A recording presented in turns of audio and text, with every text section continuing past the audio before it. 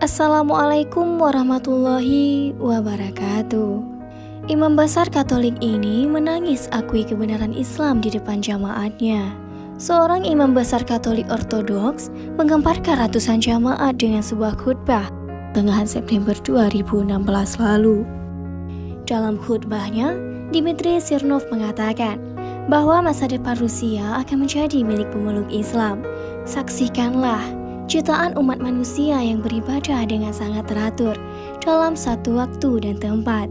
Mereka menempati saf mereka masing-masing, dan hal itu tidak perlu diajarkan. Mereka berbaris dengan tertib tanpa harus diperintahkan. Lalu di mana kalian melihat penganut agama Kristen di seluruh dunia bisa beribadah bersama? Dan hal itu sama sekali tidak ada dalam Kristen. Kalian tidak akan pernah melihatnya, ujar imam besar Katolik Ortodoks di depan ratusan ribu jamaatnya. Lihatlah mereka, kaum muslimin kerap membantu dengan sukarela tanpa berharap imbalan. Tapi pemeluk Kristen malah sebaliknya. Kalian tanyakan pada wanita tua itu, ujarnya sambil menunjukkan wanita lumpuh yang berada di gerejanya.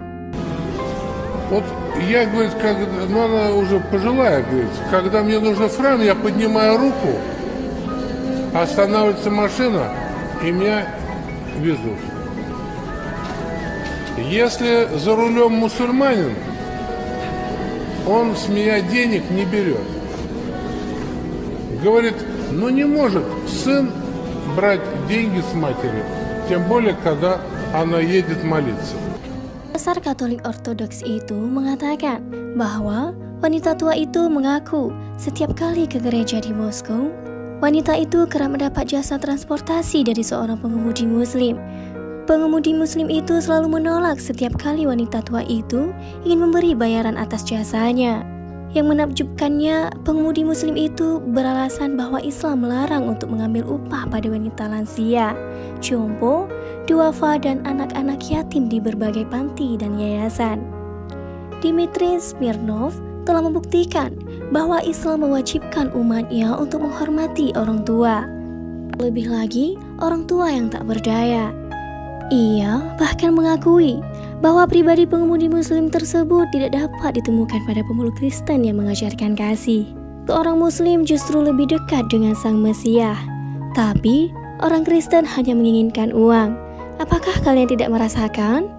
Bagaimana dalam prosesi penebusan dosa? Siapa saja yang harus membayar pada pendetamu, entah itu miskin atau manula, wajib memaharkannya sebagai ritual pengampunan dosa, ungkap Dmitry yang seketika membuat ratusan jamaat yang mengikuti misa imam besar Katolik itu terdiam dan merenung. Dia mengatakan, seorang muslim tidak tertarik untuk mengambil upah pada orang-orang lansia. Mereka begitu ikhlas dengan sukarela membawakan barang-barang serta belanjaan wanita tua sampai sang wanita tua itu hendak berdoa ke gereja. Bahkan, katanya sang pengemudi muslim setia untuk mengantar jemput wanita tua itu. Inilah kenapa saya mengatakan masa depan Rusia akan menjadi mayoritas pemeluk agama Islam dan negeri ini akan menjadi negara Islam, lanjutnya dalam khutbah. Menurutnya, tuduhan teroris yang kerap dialamatkan kepada agama Islam hanyalah isu belaka, sebab kenyataannya umat Islam sangat mengedepankan etika dan kesopanan. Di depan jamaatnya, Dmitry mengakui bahwa meski umat Islam difitnah sebagai teroris, tapi populasi jumlah manusia yang berbondong-bondong memeluk agama Islam di Eropa dan Rusia makin ramai, berdatangan ke masjid untuk memeluk Islam.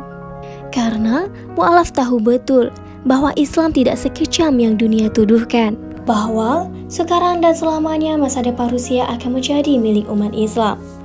Mengingat populasi muslim di Rusia sudah mencapai 23 juta, sementara pemeluk Kristen mengalami penurunan hingga 18 juta, sedangkan sisanya masih menganut komunis.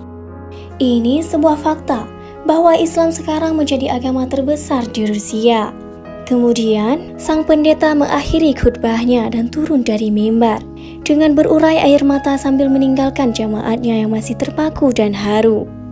Mereka tak pernah menyangka seorang imam besar Katolik bisa mengagungkan orang Muslim. Sebagian jamaat atau yang menangis menyadari bahwa ajaran Islam ternyata berbudi luhur dan Islam tidak layak disebut teroris. Demikian, wassalamualaikum warahmatullahi wabarakatuh.